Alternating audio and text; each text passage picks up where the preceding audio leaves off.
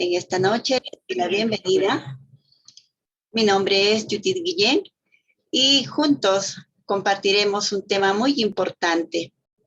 Recordarles brevemente que este circuito virtual ha iniciado el 22 de junio con un tema que voy a compartirles en la pantalla. Ahí va. Perdón. A ver, un momento.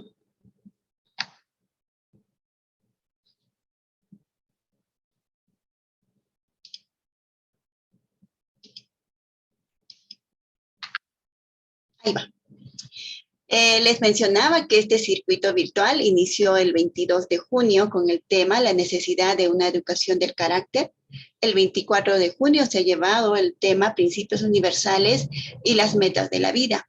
El 30 de junio hemos tocado el tema acerca de la prevención y abuso de las drogas.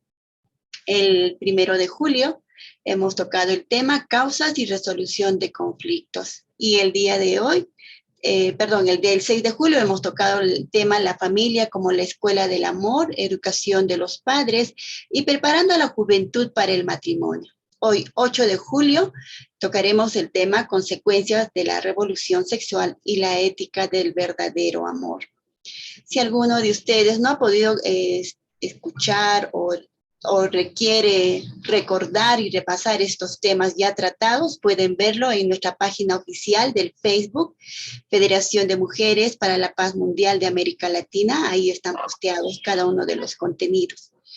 Y bueno, nuestros conferencistas realmente con una amplia experiencia y amplio conocimiento fueron el licenciado César Regalado desde República Dominicana y el profesor magíster Gustavo Juliano desde Paraguay.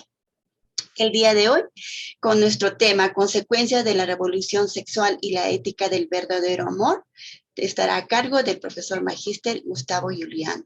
Vamos a conocer un poco acerca del conferencista.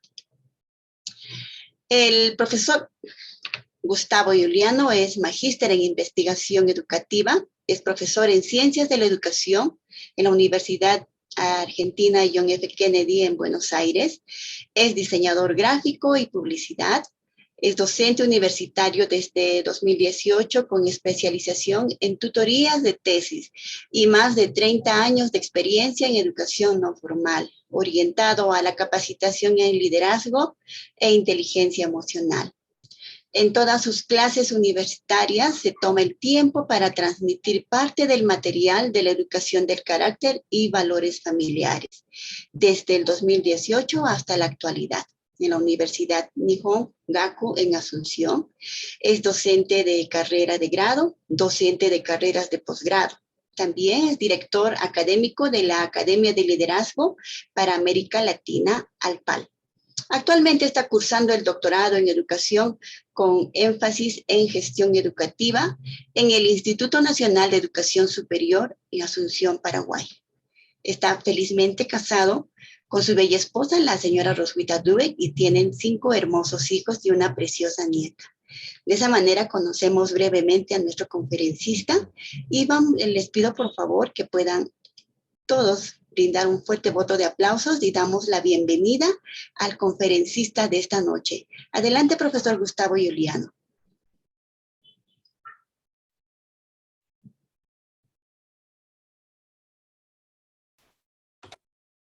A ver, ahora sí. Muchas gracias por tu presentación. La verdad que me siento muy honrado una vez más de estar frente a ustedes, que se han tomado el tiempo para venir hoy y podemos de esta manera, digamos, analizar en profundidad este tema que es de mucha importancia, tiene un alto valor para cada uno de nosotros, para la educación de nuestros hijos y para las áreas donde estamos vinculados. El tema, las consecuencias de la revolución sexual y la ética del verdadero amor. Yo lo cambié un poquito la parte final del tema, pero no se preocupen que va a estar todo ligado. También voy a hablarles un poco sobre la ideología de género, que está también relacionado como consecuencia de la revolución sexual. Bueno, voy a compartir entonces la pantalla y vamos a empezar.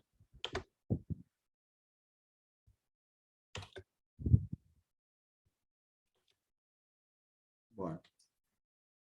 Entonces, le cambié un poco ahí sobre la ética del carácter, porque si bien el verdadero amor es imprescindible y debe estar, ya hemos hablado, creo que en las demás conferencias, acerca de lo que significaba el verdadero amor, de vivir por el bien de los demás, y eso tiene que ver mucho con un buen carácter, ¿no?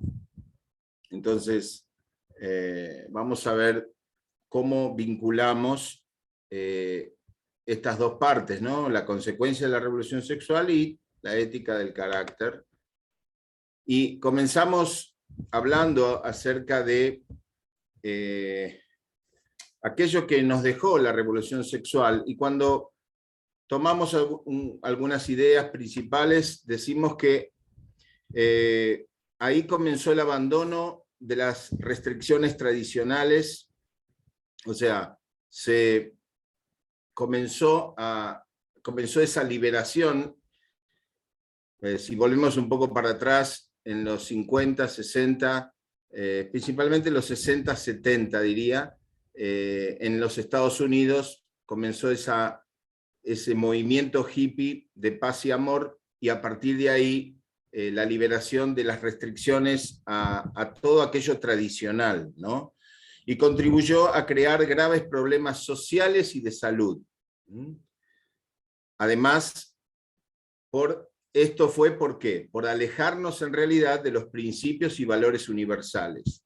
Justamente, bueno, a mí me tocó abordar ese tema, y tenemos que siempre volver a las bases y decir, bueno, requerimos de principios universales, de valores universales, que son el sustento, obviamente, para todo tipo de emprendimientos, actividades, proyectos que tengamos, programas.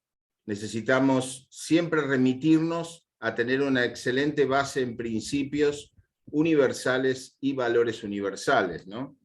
Es un poco el propósito de este curso, ¿no? Porque no es simplemente lo que estamos haciendo acá, no es simplemente recordarles algo que ustedes ya saben o que pueden encontrar en cualquier lugar por internet, sino, es decir, que bueno, todas esas consecuencias vienen a causa de que en un sentido hemos abandonado o nos hemos alejado de esos principios y valores universales. Entonces, acá viene una palabra que la vamos a tener que utilizar, que es deconstruir. ¿Y qué significa deconstruir? ¿Y qué se quiere deconstruir en realidad?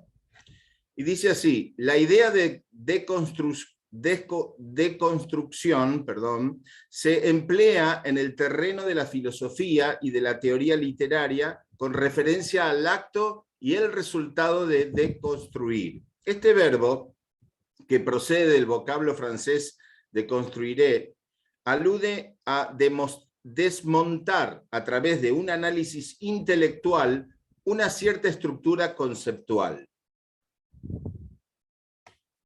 Esto es un poco académico, pero es para que nosotros, como futuros transmisores del contenido, también lo tengamos en claro, ¿no? La deconstrucción se lleva a cabo evidenciando las ambigüedades, las fallas, las debilidades y las contradicciones de una teoría o de un discurso.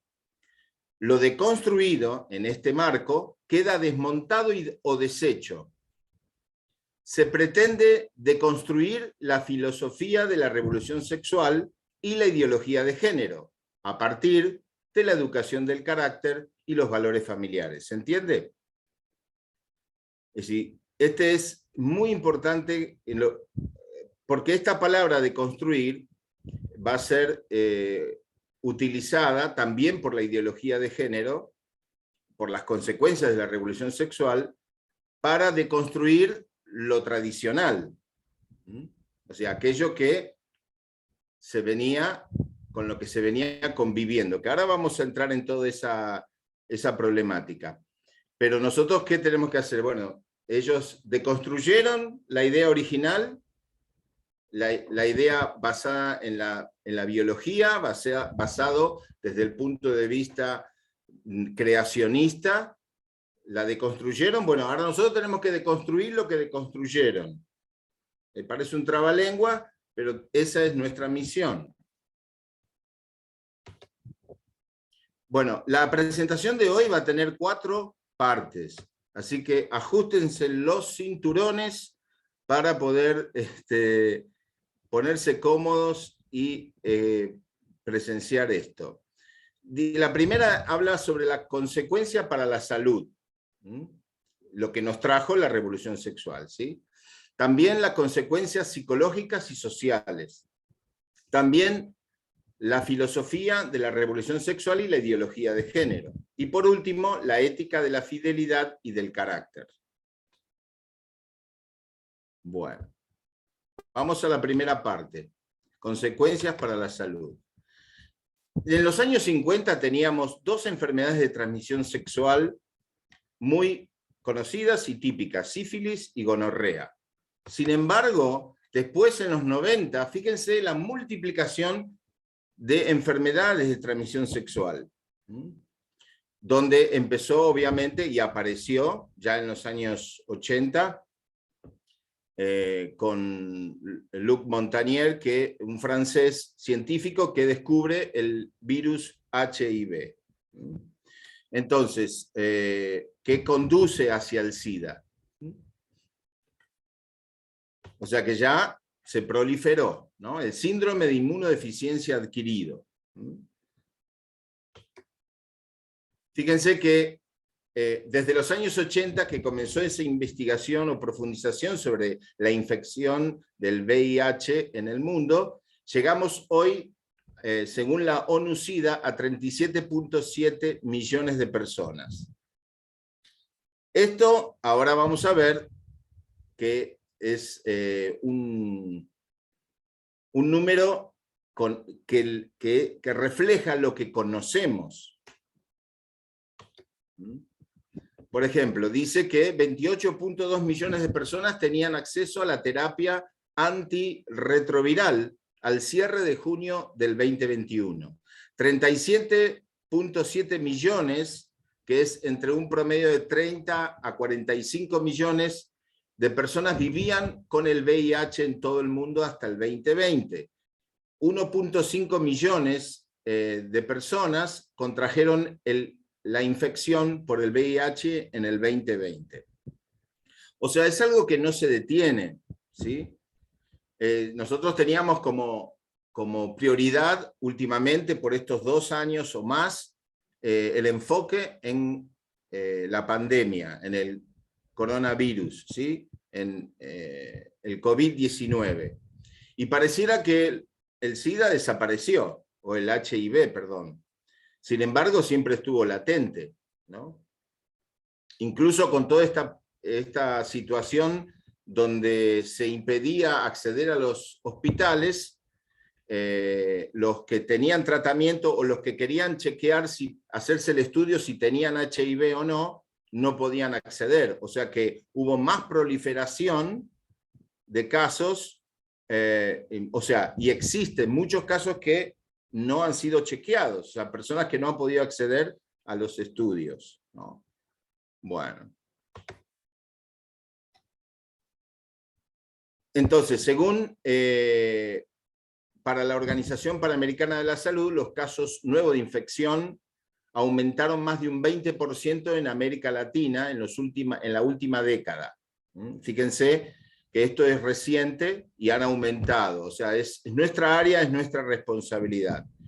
Y la directora de esta organización dijo, estos datos señalan que sin duda la infección por el VIH todavía representa un grave problema de salud pública en América Latina y que debemos hacer frente a las desigualdades, el estigma y la discriminación para asegurarnos de que nadie se quede atrás. Bueno, Todo esto muestra acá las fases del VIH. Fíjense que tiene una etapa no sintomática, después vienen los síntomas y al cabo de 10 años aparece el VIH. Cuando las defensas del cuerpo descienden, cuando los leucocitos, las defensas del cuerpo descienden, entonces cualquier enfermedad provoca el SIDA. Cualquier otra enfermedad que entre al cuerpo, al no tener defensas, provoca el SIDA, ¿sí? Entonces hay un gran número de personas que tiene el VIH y no sabe porque es asintomático, digamos, ¿no? Y acá podemos ver que esos 37,7 millones de personas en el mundo son simplemente la punta del iceberg.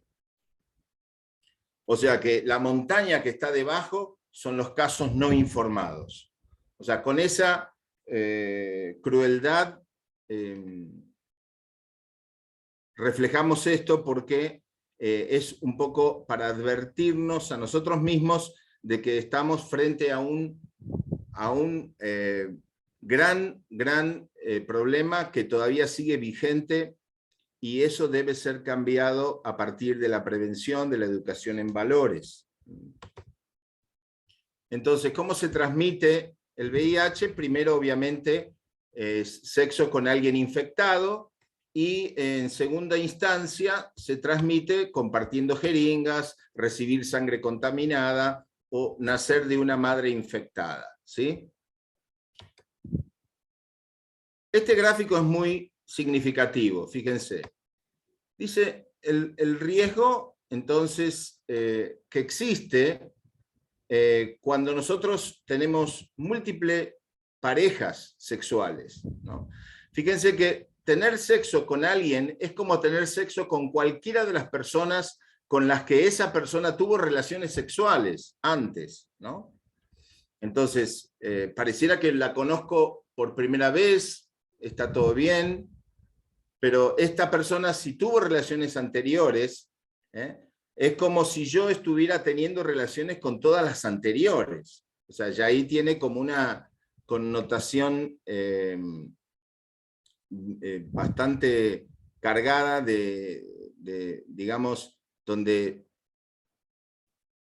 es como tener, es como una, digamos, una acción un poco depravada, si se quiere, aunque no lo hagamos en particular con todos aquellos, pero es como si lo hubiéramos hecho, ¿se entiende? Entonces, eso advierte un poco que no podemos tomar a la ligera este tema, ¿no? El tema de la relación sexual. También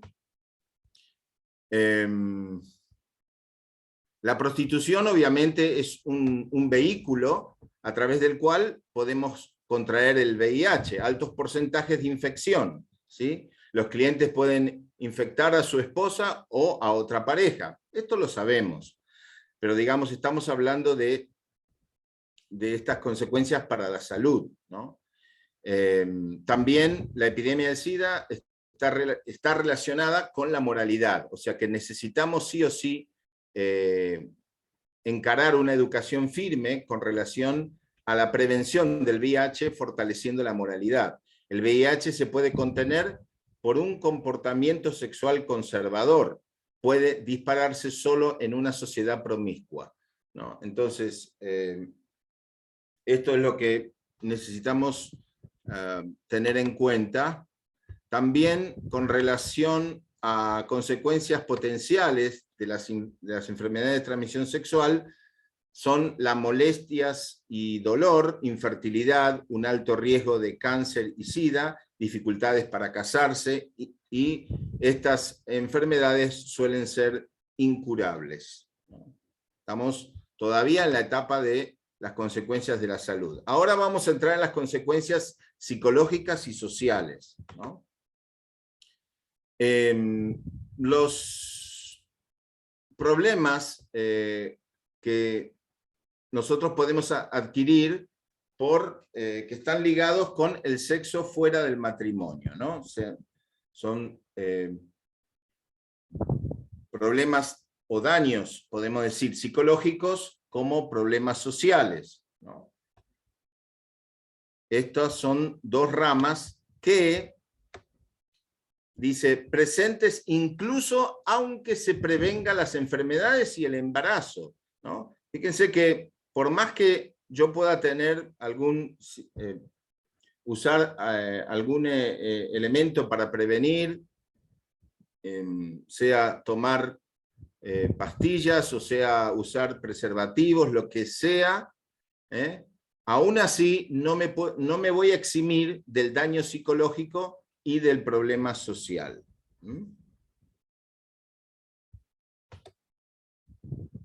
Porque esto trae consecuencias, ese acto hecho fuera del matrimonio o prematrimonial, si se quiere, trae consecuencias psicológicas, daños que pueden ser hasta irreparables, ¿no? Corazones rotos y lamentaciones, autorrecriminación, culpa y vergüenza,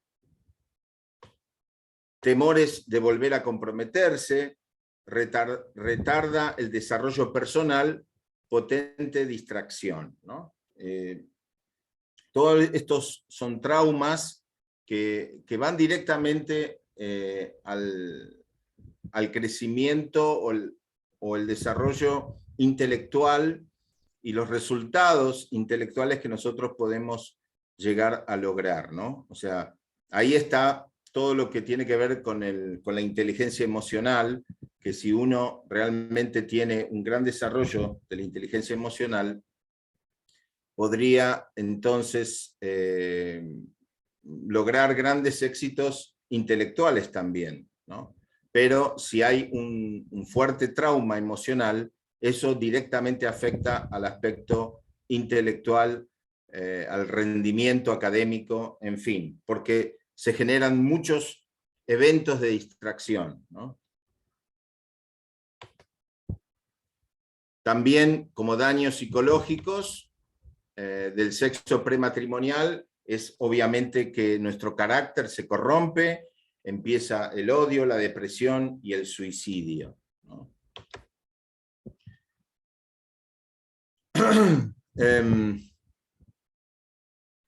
En este artículo que yo encontré nos expresa lo siguiente, ¿no? Dice, en el ámbito de la sexualidad, la modernidad ha significado una ampliación en las esferas de libertad de los jóvenes y se ha traducido en nuevas formas de relación en el terreno amoroso, erótico y reproductivo, ¿no? La modernidad abrió las fronteras de la libertad, se convirtió en un libertinaje, ¿no?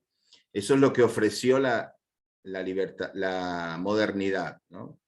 Esto es un artículo acá de Latinoamérica, está apuntando a Latinoamérica, ¿no? Y se ha generado importantes dificultades para construir relaciones profundas y de largo plazo. La vida sexual ya no tiene una relación estricta con el matrimonio ni con la procreación.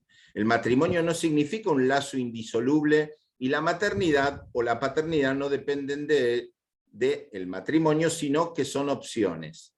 El placer ahora ocupa un lugar relevante en la vida erótica de las personas, pero no necesariamente crea vínculos emocionales, mayor intimidad o un compromiso amoroso, ¿no? Entonces, se han abierto este panorama, se ha abierto este abanico para los jóvenes, sin embargo, esto no significa que ellos van a poder lograr, si van por ese camino, no van a poder lograr esto de un compromiso serio, real, duradero y para siempre, ¿no? Que la estabilidad de la pareja es fundamental para la estabilidad de la familia y así de la sociedad, la nación y el mundo, ¿no? Bueno, en este estudio es muy interesante porque aunque haya sido en los 90 el estudio, sin embargo, podríamos tenerlo como vigente porque se hizo un estudio comparativo entre jóvenes de 12 y 16 años que eran vírgenes con otros que no eran vírgenes, o sea que habían tenido relaciones sexuales, que eran activos sexualmente. Y fíjense que aquellos que eran activos sexualmente, hay un índice donde muestra la torre más alta, digamos, con índices de uso del alcohol, ¿no? Mientras que los vírgenes no, eran menor, ¿no? O suspensión del colegio, los que no eran vírgenes recibían más suspensión que los vírgenes, ¿no? O arrestos por la policía, bueno, mayor eran los no vírgenes que los vírgenes, o el uso de la marihuana.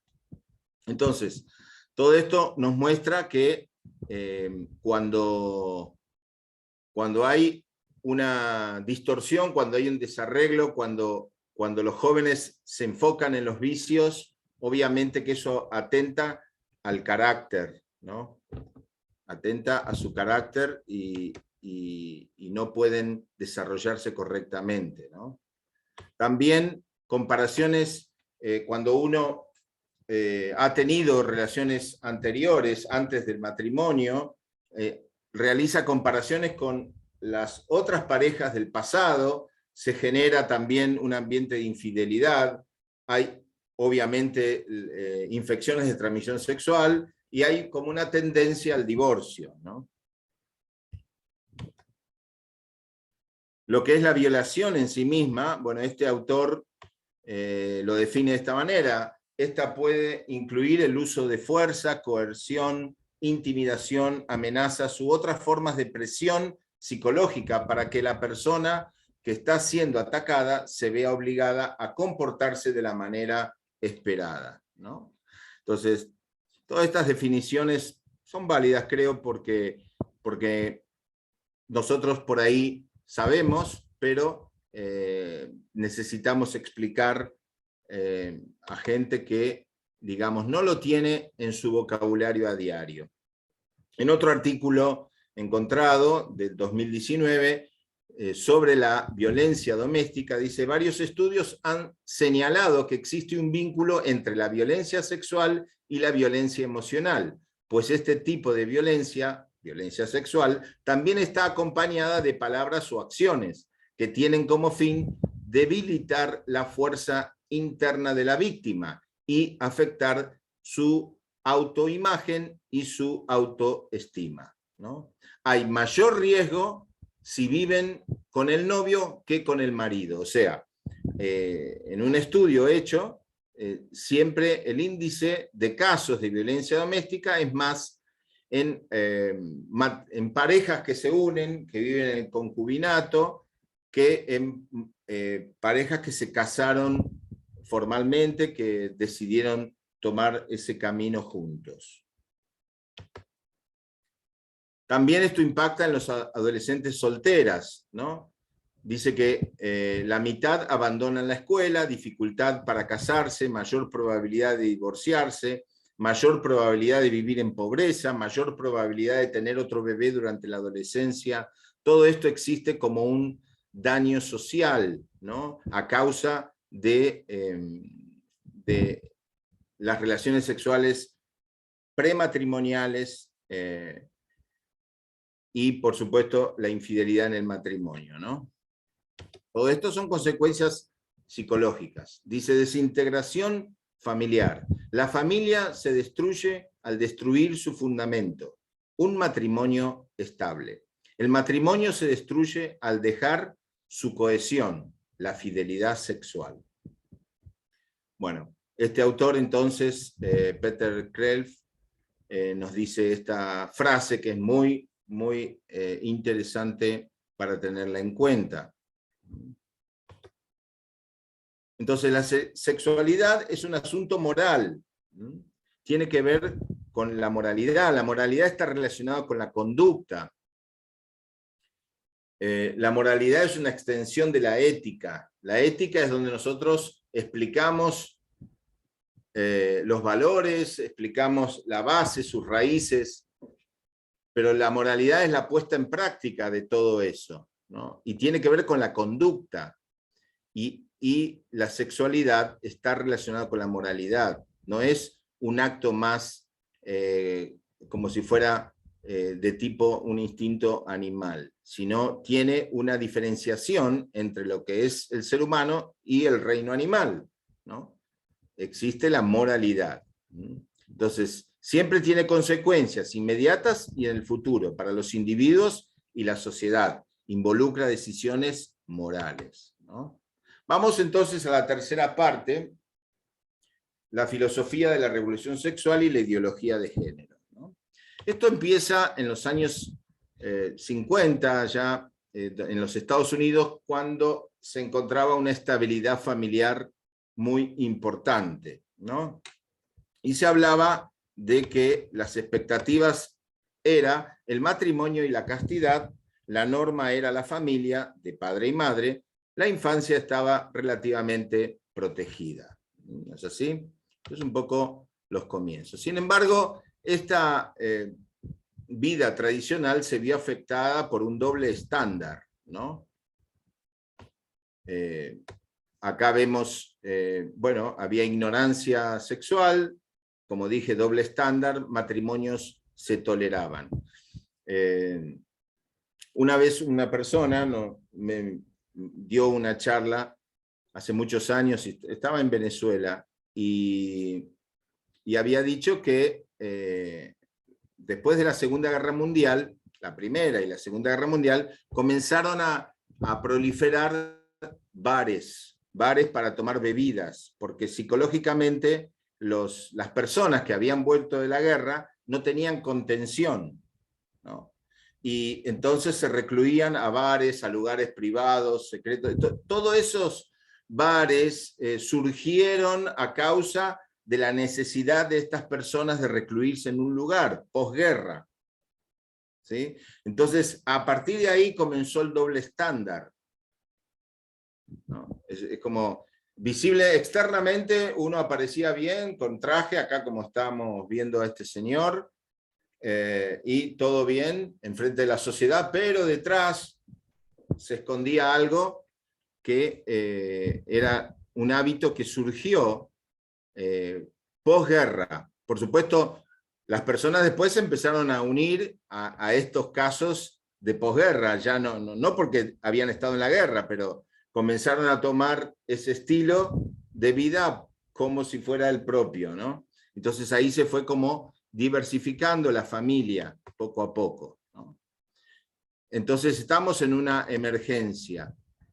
En cuanto a lo que proponía Freud, él decía que, bueno, la represión sexual como fuente de enfermedades mentales, él afirmaba esto, y entonces el impulso sexual como la motivación más grande.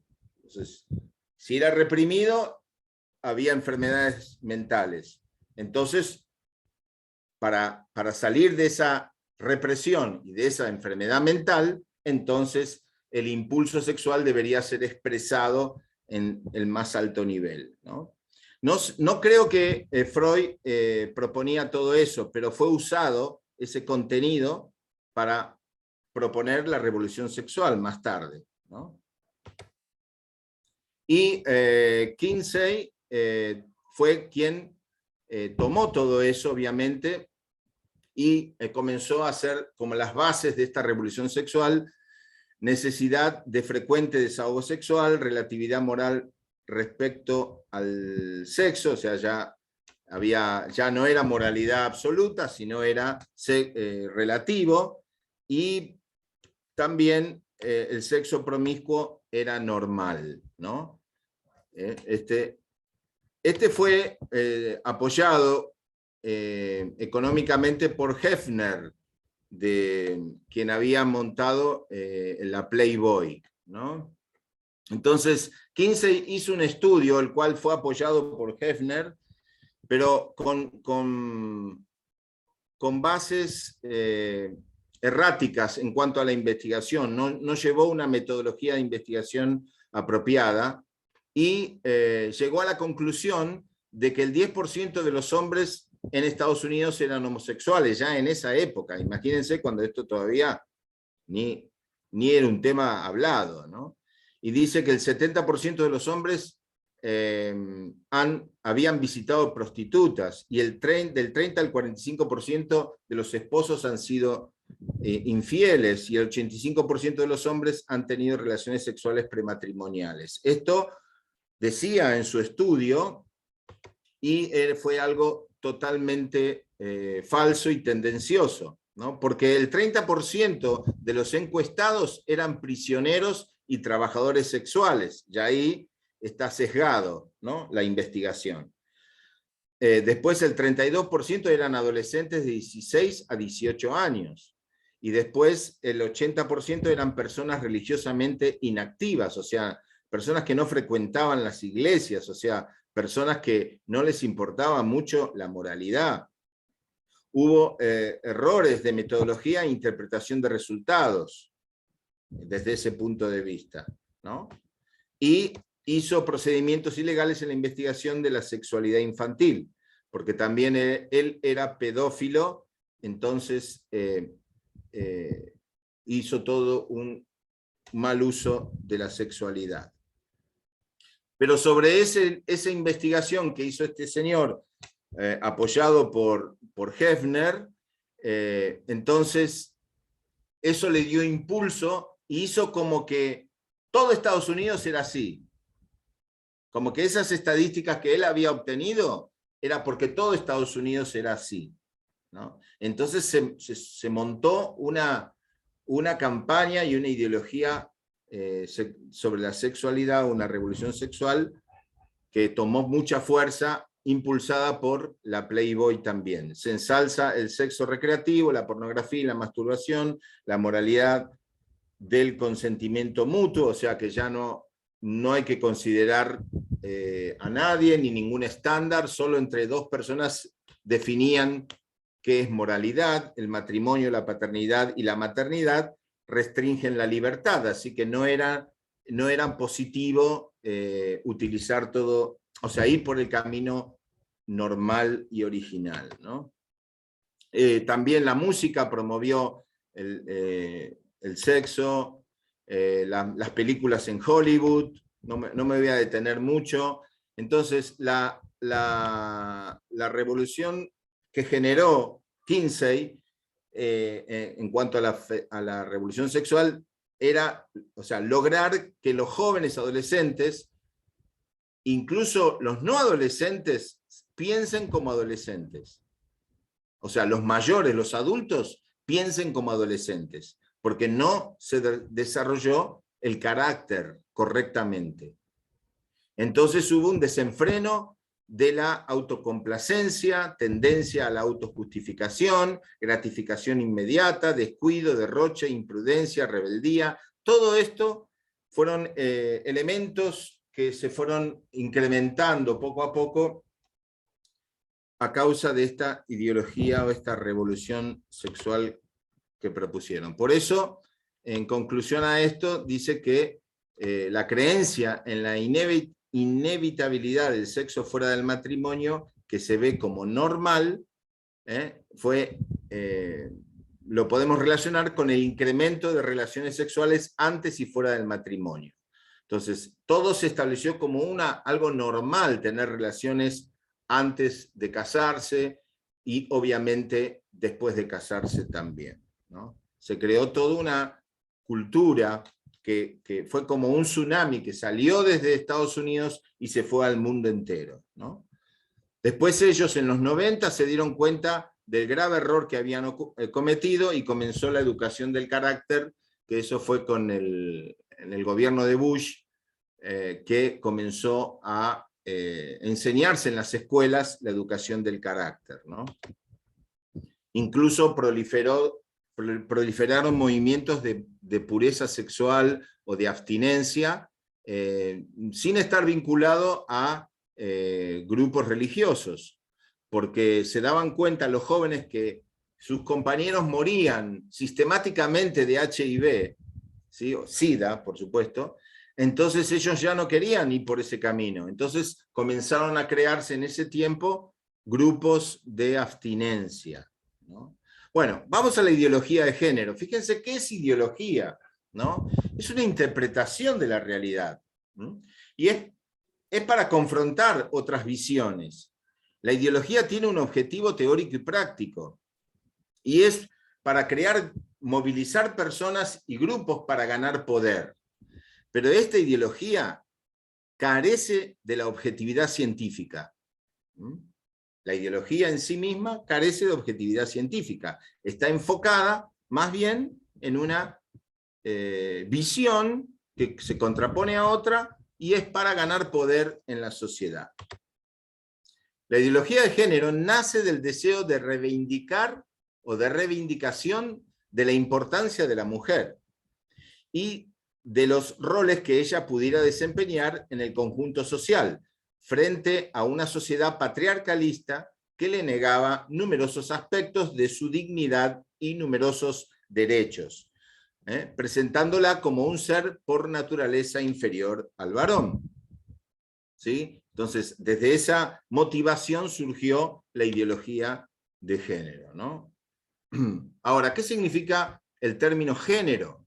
El género se refiere a los conceptos sociales de las funciones, comportamientos, actividades y atributos que cada sociedad considera apropiados para los hombres y las mujeres. Es la conceptualización de nuestra identidad y comportamientos. Eso cuando hablamos de género, ¿no? Entonces, en el uso gramatical del género existe, además de los géneros masculino y femenino, otra opción, que es el neutro. ¿Qué es el neutro? Es un término usado para describir a las personas con un género nulo o neutro, que no es ni hombre ni mujer. Y en algunos casos una persona que también puede tratar de reducir los signos de su sexo físico, así, es a través de palabras como artista, atleta, automovilista, ¿no? Que generaliza hombre y mujer. Esto tiene su importancia. Veremos después que esta ambigüedad no es casual. Facilita la transformación de la mentalidad dominante, pues da cabida a profundos cambios de manera más imperceptibles. Entonces, para aproximarnos a su comprensión, es clave advertir que con este término se pretende marcar una notoria distinción y aún más una radical separación entre sexo y género. ¿Se acuerdan que les hablé de deconstruir? ¿Sí? Entonces, lo que la ideología de género hace, basado en la motivación de reivindicar a la mujer por ese patriarcado, es separar el sexo biológico del género. ¿Sí? Algo que para la mayoría de la gente está unido, unificado, ¿no? Y su identidad sexual la determina su órgano sexual, ¿no? Dice, sexo hace referencia a nuestro cuerpo, al aspecto biológico de nuestra condición sexuada. Género alude otra vez a nuestro actuar como varones o mujeres, a nuestro comportamiento, que según esta concepción vienen enteramente determinados por la cultura. Es la cultura la que configura verdaderamente la condición femenina y masculina. Lo biológico, en cambio, resulta irrelevante, ¿no? O sea, porque dice que, claro, por el sexo biológico, la mujer fue como condenada a cumplir ciertas funciones específicas, ¿no? Y el hombre, en cambio, tiene otras funciones, quizás mucho mejor, más amplias, ¿no? Entonces, la necesidad de deconstruir y separar la palabra sexo de género para poder entonces reivindicar a la mujer. ¿Se entiende? Y esta frase de Hilbert Lucy y Webster Paula dice, aunque muchos crean que el hombre y la mujer son expresión natural de un plano genético, el género es producto de la cultura y el pensamiento humano, una construcción social que crea la verdadera naturaleza de todo individuo. Fíjense qué peligroso, pero está lógicamente explicado. Sin embargo, es una deconstrucción de lo que nosotros entendemos por la dualidad creada tanto como hombre como mujer, ¿no? Entonces, a partir de ahí, a partir de la cultura, a partir del pensamiento de la gente, entonces, y de acuerdo al sentimiento de la gente, porque ya está como separado el aspecto mente-cuerpo. ¿Se acuerdan que hablamos de 2 dimensiones? ¿No? Es como hay una separación. O sea, el primer objetivo de la deconstrucción es separar o remarcar la separación que existe entre la mente y el cuerpo, ¿no? Entonces después quedan los atributos de la mente y el cuerpo, que son la masculinidad y la femineidad, ¿no? Entonces somos primero mente y cuerpo. Entonces podemos respirar, entonces podemos ser hombre o mujer, depende de la sexualidad que fuimos, que recibimos, ¿no? Entonces, pero en este caso, como se ve esa disociación entre la mente y el cuerpo, entonces queda más nítido el tema de hombre y mujer, pero al existir esta, como se dice, esta deconstrucción y esta culturización donde el ser humano se plantea las diferentes posibilidades sexuales, entonces toma más fuerza, y eso es debido a la falta de unidad de mente y cuerpo, ¿no? Que son cualidades que nosotros necesitamos retomar, ¿no? Entonces, por eso le da rienda suelta a la homosexualidad, el lesbianismo, travestismo, bisexualidad, que son igualmente válidas como la heterosexualidad. Ponen todas en la misma línea, ¿no? Esa es la relatividad de los valores, la relatividad moral, ¿no? Que tanto se habla. Hay muchas personas que han estado detrás, pensadores, pero que han sido nefastos, digamos, y que han promovido la ideología de género, pero no han terminado en un buen, no han tenido un buen fin, lamentablemente, como personas, pero bueno, son cosas que tenemos que saber. Yo le voy a leer, tengo varios, pero quiero leerle algunos nomás, ¿no? Esta autora del libro La mujer eunuco, en 1970, en la que absolutiza el valor del orgasmo, denuncia la conducta sexual insatisfecha y pasiva de la mujer, defensora inicialmente de la homosexualidad y lesbianismo. En su última obra, Sexo y Destino, sus convicciones feministas cambian y llega a defender la maternidad, el control de cuerpo e incluso la castidad. Bueno, parece que en el último momento mejoró en algún sentido, ¿no? Después, Kate Millett, maoísta, casada con un japonés y posteriormente lesbiana, en su libro Política Sexual, en el 69, expone todos los aspectos relacionados con el sexo, transmitiendo el mensaje de que la mujer está universalmente oprimida y explotada por el hombre, ingresada en una institución psiquiátrica posteriormente por deterioro mental, ¿no? Esta persona, Firestone, judía, su objetivo prioritario ha sido suprimir la familia, partidaria de la emancipación sexual de la infancia. La maternidad representa, según ella, la opresión radical que sufre la mujer, la servidumbre reproductiva determinada por la biología. Su obra más conocida es La dialéctica del sexo, en el 70, en la que sustituye la lucha de clases por la lucha de sexos. Fíjense cómo la idea del materialismo dialéctico, proveniendo del socialismo y del comunismo, se insertó en este pensamiento, pero lo vinculó con la lucha de sexos, ¿no? Está recluida en una clínica psiquiátrica por una enfermedad cerebral. Bueno, les voy a dejar con esto nomás, no quiero, tengo varios más, pero no voy a seguir. Entonces, concluyendo esta parte, decimos que, dice, nuestro comportamiento como varón o mujer depende entonces exclusivamente de códigos culturales. Se realiza un corte entre nuestro actuar y nuestro cuerpo, como si circulasen por 2 carriles independientes, como si en nuestro comportamiento no pasase de ningún modo el dato de tener un cuerpo de varón o de mujer, ¿no? Entonces, por eso la ideología de género ha disociado aún más lo corpóreo de lo espiritual en el ser humano. Bueno, hoy no voy a desarrollar esta parte más por una cuestión de tiempo, pero ya un poco estuve explicando acerca de la mente y el cuerpo, que es principal, son correlativos y esenciales para que el ser humano pueda respirar. Entonces después se puede identificar como hombre o mujer. Pero nosotros tenemos que también reconocer que, aunque apoyamos la heterosexualidad, tenemos una contradicción entre la mente y el cuerpo, ¿no?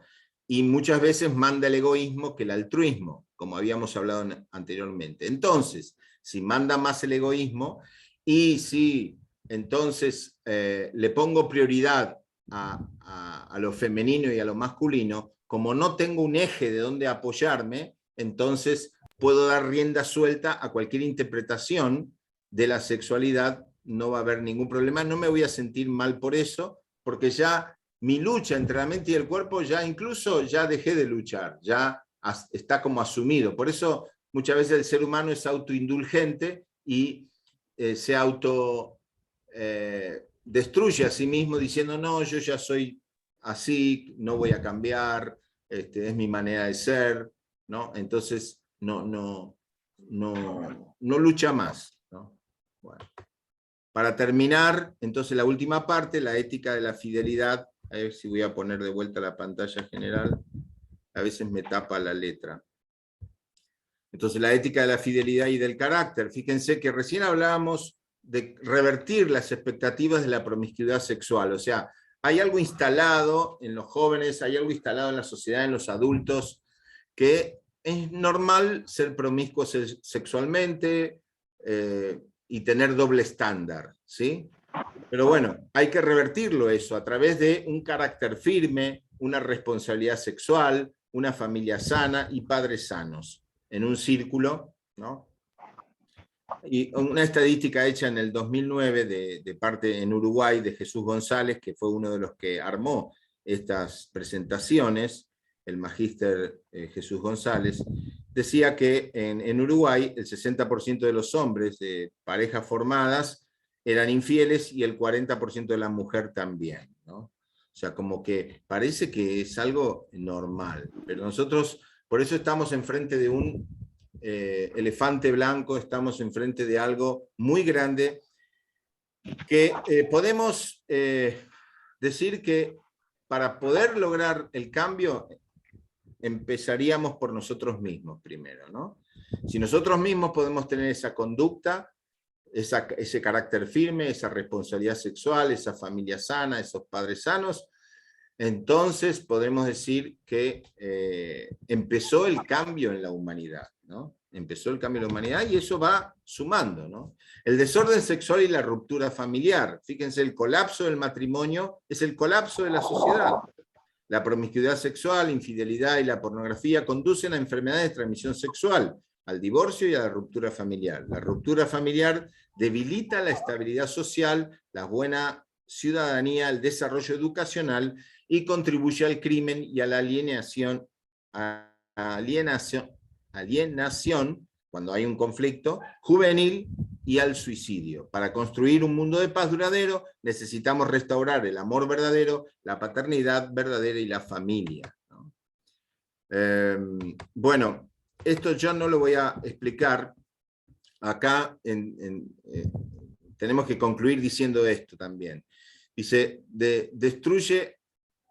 la desintegración familiar destruye a la comunidad. Cuando el número de familias monoparentales alcanza aproximadamente al 30%, la comunidad comienza a desintegrarse y el porcentaje de delitos comienza a elevarse. La comunidad cambia de un ambiente de apoyo a uno que perjudica el desarrollo de los niños. Donde haya una muy alta concentración de familias desintegradas en cualquier comunidad, esa comunidad se desintegrará, ¿no? Entonces, estas son cuestiones que necesitamos reflexionar, ¿no? En una cultura de una sexualidad sin compromiso se pierde la inocencia de los niños, ¿no? Necesitamos entonces una ética del amor y la sexualidad para revertir los excesos de la revolución sexual, para propiciar la realización personal y familiar. Entonces, así debemos pensar que, bueno, en este caso el VIH y otras enfermedades de transmisión sexual se han frenado con conductas sexuales disciplinadas. Solo puede proliferar en una sociedad promiscua. Si hay promiscuidad, va a ser muy difícil que esto se evite, ¿no? Y acá vemos, por ejemplo, todas las facetas del sexo, cómo debemos ver en su totalidad, ¿no? A veces vemos una parte relacionada con el sexo, que puede ser el placer, ¿no? Pero en realidad fíjense que hay un abanico de cosas que están relacionadas, como la unidad, como los hijos, como el compromiso, o el amor, la conciencia, la vida, el linaje o la descendencia. Todo esto debe ser considerado, ¿no? Entonces, el todo es mayor que la suma de las partes, decía la escuela de la Gestalt en la psicología. Entonces, nosotros tenemos que ver el todo acá, no podemos ver al sexo disociado con alguna línea, por ejemplo, sexo y amor, ¿no? No, o sexo y placer, no, tenemos que ver el todo, ¿no? Entonces, la pareja es el dueño de la sexualidad y ambos están como en una posición de ser responsable por el otro, ¿no? O sea, en mi caso, soy responsable por la sexualidad de mi esposa y mi esposa es responsable de mi sexualidad, ¿no? Entonces, de esa manera podemos cuidarnos, ¿no? Bueno, por eso muchas gracias por su atención y bueno, estoy abierto a las preguntas. Muchísimas gracias, profesor Giuliano. Realmente una ponencia con mucho conocimiento y de seguro que también nuestros invitados han de tener algunas reflexiones que compartir. Tenemos también en la sala al profesor César Regalado desde República Dominicana. ¿Cómo está? También ha estado compartiendo esos temas. Y aquí, entonces, les invitamos a que puedan dar a conocer sus preguntas, por favor. Ahí está Omaira. Omaira dice, en la actualidad se requiere crear una sociedad donde se da una educación sexual tergiversada en las escuelas y si sigue así en 10 años, ¿qué será de la sexualidad de los jóvenes que no cuentan con estas orientaciones en las casas? Por eso, Omaira, ¿qué tal? ¿Cómo estás? Saludo a todo México. Sí, sin duda que esto es algo que está ocurriendo, ¿no? En las escuelas hay lugares donde se enseña la ideología de género, pero nosotros, es una cuestión de compromiso, que nosotros tengamos esa libertad de poder enseñar partiendo de nuestra familia. Creo que es un gran paso que podemos dar. No tenemos el poder nacional del Estado, no podemos lidiar con eso, si se quiere. Entonces, pero sí podemos empezar desde nuestro hogar. Yo creo que con eso empezaríamos a cambiar la sociedad. Nosotros somos la sociedad también, ¿eh? No es que los otros son la sociedad, somos nosotros. Entonces, si nosotros nos afirmamos con las convicciones y tenemos la valentía y la habilidad para transmitir, porque recuerden que todo pasa por el intelecto, por el corazón y por la acción, ¿eh? Es cognoscitivo, es digamos sentimental y después actitudinal, ¿no? Son tres acciones que deben ser ejecutadas. No podemos imponer algo a alguien si no pasa por esos tres aspectos, ¿no? Entonces, por eso la importancia de que empecemos por casa. Entonces, a partir de ahí podemos catapultarnos para enseñar en otros lugares. Entonces podemos, por eso desde este lugar, este espacio fue creado justamente para poder lograr que nosotros podamos ser multiplicadores, ¿sí? Y poder empezar a ganar espacio, porque los resultados, así como enseña, si bien la ideología de género enseña esto que no está bien y que en 10 años va a ser peor, nosotros podemos cambiar, hacer un giro copernicano, un giro 180, para poder, a partir de nosotros mismos, generar espacios donde entonces empiece a haber una propaganda distinta, ¿no? Una propaganda donde sí se puede cambiar internamente primero, entonces en el matrimonio segundo, y después en la sociedad, en la familia y la sociedad. Eso. Muchas gracias, profesor Giuliano. Realmente eso es un tema bastante controversial que de seguro muchos quieren. Se podría hacer toda una mesa redonda donde todos podríamos compartir nuestras ideas, ¿no? Quisiera invitar al profesor César Regalado. Quisiera que pueda dar una reflexión o un comentario al respecto, por favor. Sí, de nuevo, ¿me escuchan? ¿Se escucha? Sí. Sí, de nuevo quiero apreciar las innovaciones que el profesor Gustavo ha introducido en ese tema. Como yo sé, las posiciones estándares que se ha cambiado, pero para bien. Una cosa que encuentro positiva es la inclusión de la ideología de género. Claro, nosotros sabemos que la revolución cultural hippie trajo como consecuencia la revolución sexual, que parece que hablaba de la libertad sexual, sexo libre, pero en realidad es una palabra bonita para la promiscuidad. Pero hay algo innegable que apunta en la ideología de género, que parte de un hecho innegable, y es que nunca ha habido equidad de género. Y claro, mientras no haya equidad de género, tampoco hay amor verdadero, porque el amor verdadero es entre iguales. O sea, el hecho de que parte de un hecho innegable, pero distorsionado. Es cierto que nunca ha habido equidad de género, desde allá del Edén, que Adán dice, ella, la mujer que tú me diste, aquí hay dos malos, la mujer y Dios peor que me diste a esa mujer, porque hay solo un chico bueno. Entonces ha habido esa distorsión. Además, las religiones principales, como el judaísmo, el islamismo, el cristianismo, han enfatizado la idea de Dios como exclusivamente masculino. Eso tiene que cambiar hoy día y nadie lo está haciendo excepto nosotros, que entendemos a Dios como una naturaleza dual, masculino y femenino, iguales, con igual valor, con igual peso. Entonces, nosotros sí tenemos aquí una base, porque hay que empezar a cambiar el concepto primero, que es el concepto de Dios mismo, no como exclusivamente masculino. Por eso nosotros hablamos de la dualidad de Dios. Es un solo ser con dualidad masculino-femenino. Entonces, creo que de esta manera podemos cambiar la ideología, porque una teóloga norteamericana llamada Mary Daly, ella decía, es claro que si Dios es macho, entonces el macho es Dios, y eso es lo que hemos tenido a través de la historia.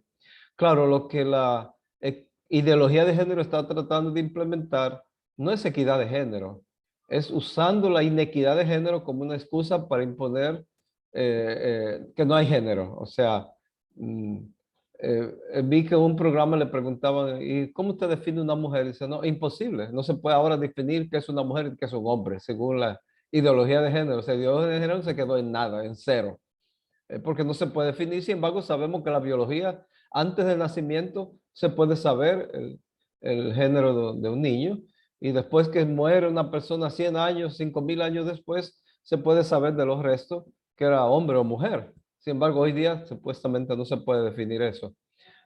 Creo que es muy positivo que el profesor Gustavo haya introducido esa parte, porque ese desarrollo vino posteriormente a cuando estas esta ideología, esta educación de carácter se implementó. Pues eso quería comentar, o sea que nosotros sí tenemos una ideología balanceada que puede hablar verdaderamente de la equidad de género cuando hablamos de la idea de padres verdaderos en igualdad y para el amor verdadero que requiere de equidad. Pues más o menos esa es la idea que quería externar. Muchísimas gracias, Gustavo. Muchas gracias, profesor Regalado. A cada uno de nuestros participantes hacerles recuerdo que todo este contenido recibido en esta noche se les va a hacer llegar en el grupo de WhatsApp y también pueden visualizarlo en la página oficial del Facebook de la Federación de Mujeres para América Latina. Ahí está todos estos contenidos y podamos ir repasando y así aprendiendo mucho más. ¿Alguien más desea abrir su micrófono y puede dar algún comentario? ¿Puede levantar la mano? Judith, hay bastante mensajes, si querés leer algunos quizás. Ok. Uy, sí. Mavis Yepes, voy a leer uno de sus mensajes. Dice, ¿cómo concientizar a los jóvenes de hoy en día si ellos creen que los métodos de preventivos sexuales son más efectivos que el mensaje de pureza que se les ofrece?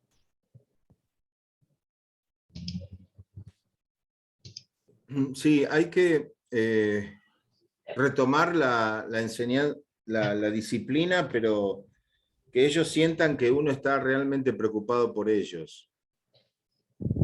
Por eso las personas que enseñan, que transmiten valores, tienen que ser como padres para ellos, como si le estuviera hablando a sus propios hijos. Por eso retomo otra vez de que tenemos que practicarlo con nuestra propia familia, porque si no es muy difícil pararse enfrente de ellos y transmitirles que tienen que disciplinarse, ¿no? Que existen consecuencias muy graves que pueden llegar a sus vidas. Entonces, pero por el miedo no entraría. Yo no entraría solo por el miedo. O sea, yo puedo explicarle las cosas intelectualmente, como empecé hoy desarrollando la situación del HIV, ¿no? Para que ellos lo vayan comprendiendo, los daños psicológicos y sociales. Sí, puedo explicar todo eso, pero también ellos tienen que sentir ese afecto de parte de uno. Entonces, viendo que realmente, porque ellos son inteligentes, se van a relacionar con casos en la sociedad, amigos, compañeros que tienen, que sufren, padecen situaciones, entonces ellos mismos van a poder tomar la decisión. Pero es muy importante plantear los dos caminos, ¿no? Esto es clave, que nosotros como educadores planteemos las dos vías, y entonces él puede visualizar todo, porque hasta ahora la única película que vio fue una, que es promiscuidad, vamos para adelante, sexo libre y ya está. Y nadie se ocupa de explicar el otro camino. Y para explicar el otro camino, los que explican el otro camino tienen que practicar ese camino. Así que eso es un poco lo que quería decir. Ahí parece que el profesor César quiere hablar algo. Sí, a esos jóvenes se les ha mentalizado en la idea de que la sexualidad existe solamente a nivel físico y que lo único que hay que procurar es no infectarse con una enfermedad de transmisión sexual o la procreación, o sea, evitar el embarazo. Pero lo que hay que enseñar a los jóvenes es que la sexualidad tiene varias dimensiones. Y la dimensión más superficial y externa es la física. Hay una dimensión espiritual, hay una dimensión emocional, hay una dimensión social, hay una dimensión psicológica involucrada en el mismo acto. Si ellos piensan que solamente es la parte física, entonces simplemente con cuidar de que no haya, que haya higiene, pero la sexualidad no es cuestión solo de higiene. Entonces ellos tienen que entender que eso afecta su manera de pensar, afecta, o sea, afecta psicológicamente, afecta emocionalmente, afecta socialmente y hasta económicamente en muchas maneras, o sea que es más compleja. O sea, se ha hecho una sobresimplificación para que a los jóvenes les sea más fácil tener relaciones sexuales tempranas o irse por la promiscuidad sexual. Había una pregunta, decía promiscuidad y fornicación. Fornicación es toda relación sexual fuera del matrimonio, pero la promiscuidad es relación sexual ilimitada e incondicionalmente. O sea, es total decadencia. O sea, fornicación, promiscuidad va mucho más allá que la fornicación, que puede ser hasta un solo acto aislado. Muchas gracias tanto al profesor Gustavo como al profesor César Regalado por sus respuestas. Tenemos otra pregunta, dice, ¿cómo descubrimos o qué sintomatología presenta un joven hombre o mujer que es violentado sexualmente?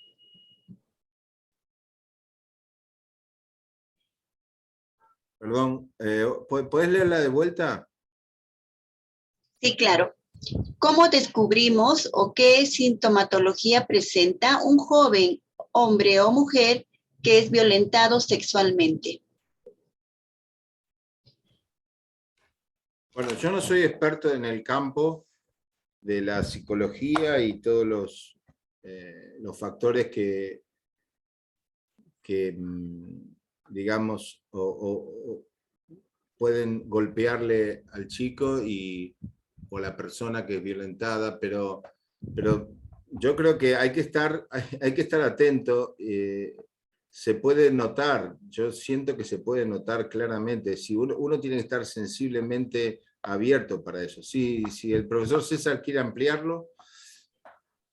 Sí, yo tampoco soy experto en esa área, pero sí hay algunas cosas que se conocen. Y es que un joven o niño que sea violentado sexualmente se hipersexualiza. Muy temprano comienza a comportarse igualmente, o sea, igual que el que es abusado se convierte en abusador.